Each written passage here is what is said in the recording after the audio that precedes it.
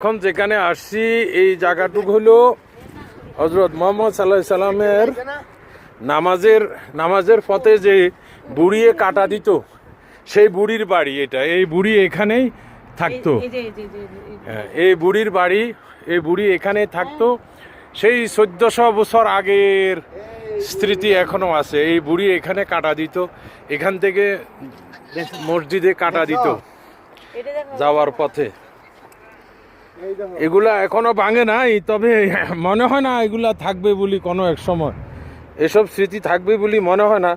কারণ সৌদিরা আস্তে আস্তে যেগুলো একটু নিচা জায়গা ওগুলোর ভিতরে বাড়ি বানা লাইতেছে। এটা হলো বুড়ির বাড়ি, বুড়ি এখানে থাকতো, একদম সেই পুরানা স্মৃতি এগুলা।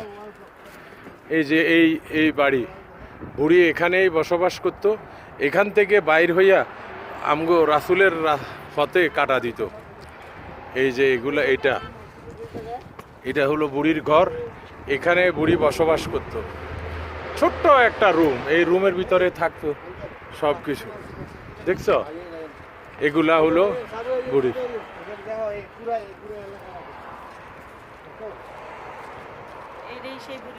হ্যাঁ চলেন আঙ্কেল, বেশি টাইম কাটে না।